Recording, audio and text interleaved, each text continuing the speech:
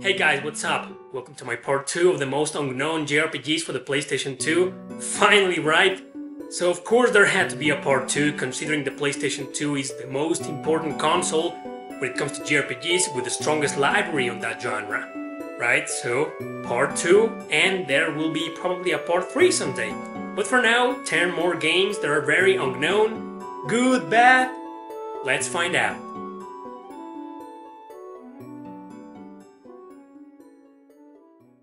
Number 10. Orphan, Scion of Sorcery. Orphan is an RPG you probably saw somewhere and wondered what kind of game it was, but completely ignored it. Well, for starters, it's based on a light novel series called Sorcerous Stabber Orphan, which later became a manga and an anime. In fact, that is also the real name in Japan for this game. It was a launch title for the PS2 as a matter of fact, back in the year 2000 when it first came out. It's an RPG with some platforming elements in which you can also solve puzzles and fight in turn-based battles, but these occur in real time, so there is no order in which your character or enemies attack. Even though the story is pretty interesting, the game's obviously not the strongest media to tell it, so I recommend watching the anime instead. This game is nowhere near as good as any PS2 classic or hidden gem, but it's pretty decent, so check it out! Number 9. Eternal Ring.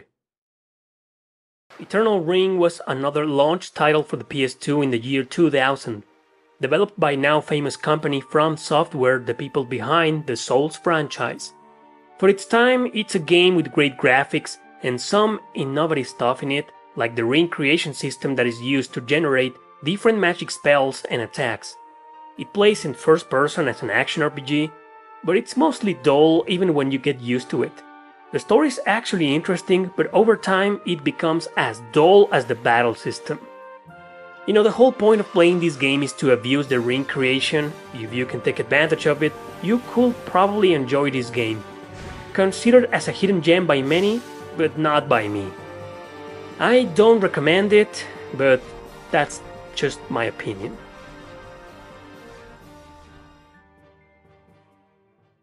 Number 8. Samurai Legend Musashi. Many people don't know that Brave Fencer Musashi for the PS1 had a sequel, also published by Square, now being Square Enix. It's no surprise this game is very unknown, not only because it's a sequel to a hidden gem, but also because it came out during the strongest PS2 era in JRPGs, being absolutely obscured by many other great games. It's an action RPG in 3D, just like its predecessor, with a gameplay that's quite similar to it. You create sword moves, you rescue villagers, learn techniques from your enemies, etc. It also includes some parts in which you use a bike or fight on airship combat. So it sounds like a cool game, right? But is it one? I'm afraid not. It's not bad, but it literally destroyed what little fame the first game actually had. This game is mediocre, repetitive, slow, dull, with bad voice acting and a questionable story. I would only suggest playing it if you're a fan of the first Musashi and are curious about what its sequel looks like. Otherwise, you might want to ignore it.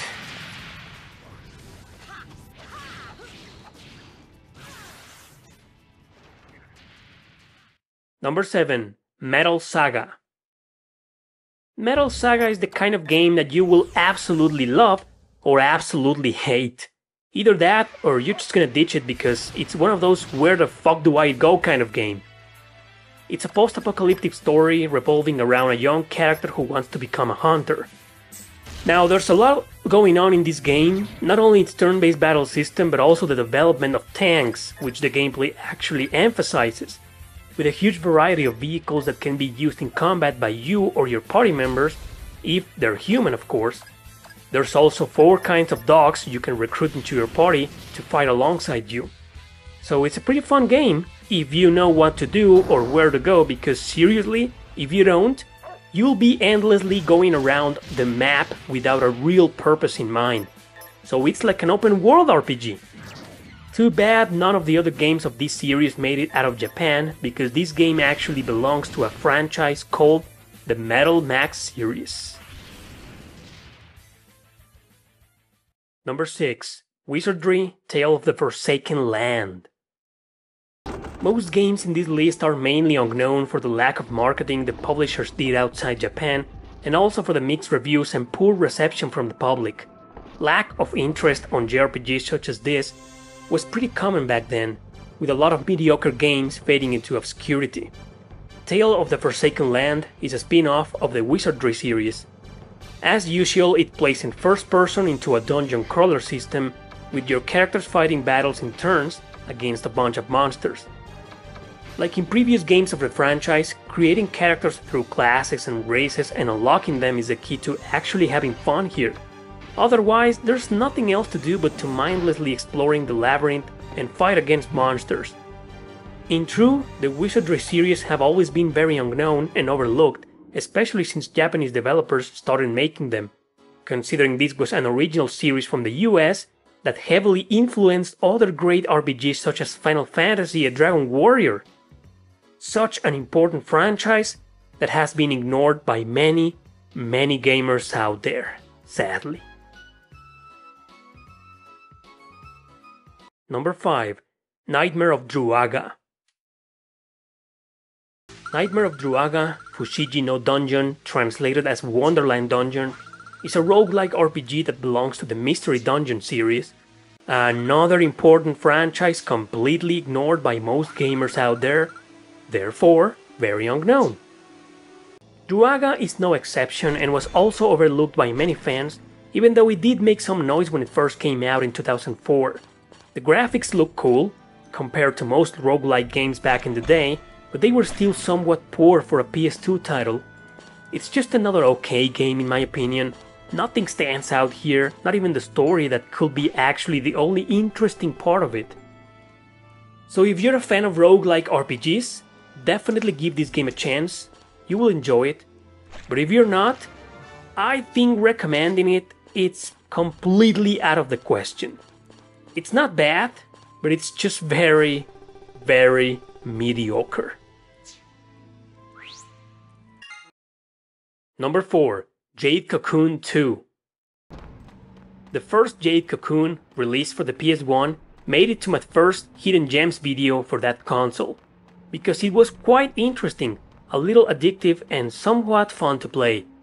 So if the first game is very unknown and hidden, imagine how much this one actually is. Many gamers overlook this game for real, and almost nobody knows it exists. Again, it's a turn-based RPG, in which you race, train, and control monsters to fight other monsters on the fields. This sequel, however, is slightly different from its predecessor, not only for its full 3D graphics, but also because in the first game, you could only use one monster at a time during battle. Here, as you can see, you can use more, fighting now on these hexagons that always remind me of the last two Wild Arms games, but playing nothing like them.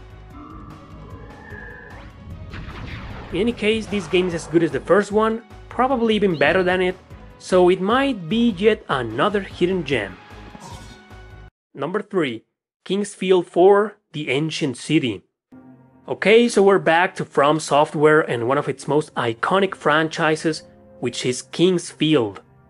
Obviously yet another important series that almost nobody is familiar with. The first 3 games were released for the PlayStation 1, and with the exception of the first one, they made it outside Japan.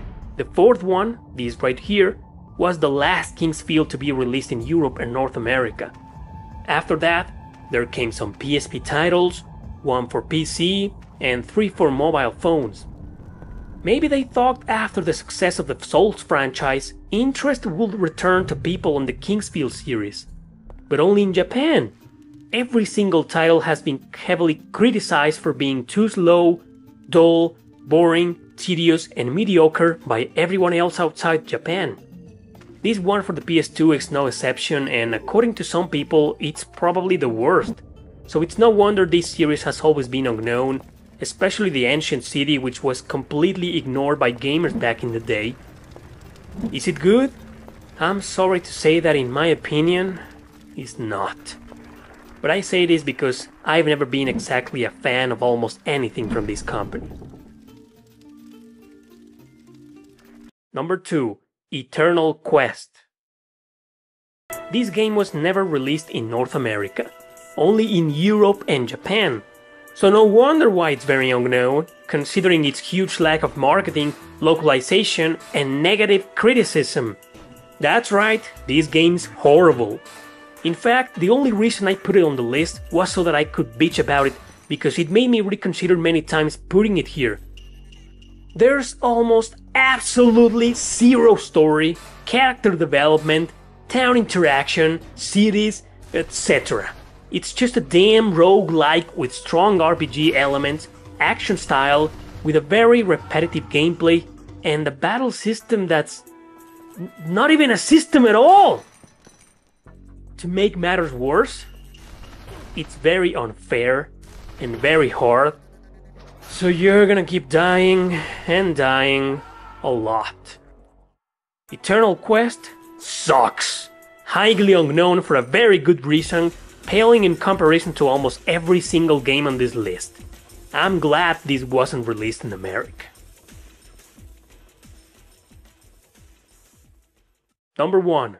Colosseum Road to Freedom. Unlike the previous game, this one's actually pretty good.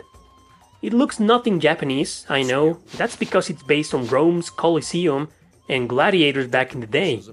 You play as a slave that must become one to earn his freedom through battles. You can do some training, as you can see right here. You can also talk to characters and review your experience, including your feeding habits, curiously. There's some interesting background story and cinematics, but nothing that can truly stand out. Either way, there's a lot to do in this game, but the real fun starts with the battle system, which is action-styled with hack-and-slash elements. Sometimes you will fight several enemies at a time, and sometimes it will be one-on-one battles, which only make things more interesting. So there you have it, a fun action RPG, not looking Japanese at all, and probably being extremely unknown because of the title, the style, the theme, and the very, very poor marketing it received from Koei. But it's pretty fun, so give it a chance if you can.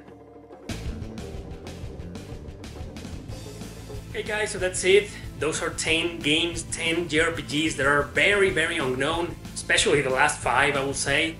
So the fact that they're good or bad, that will be probably up to you. You be the judge. Go ahead and play them, check them out if you can, and share your thoughts in the comment section below, as usual. Thank you for watching. Don't forget to subscribe and share this video with your friends. See you next time.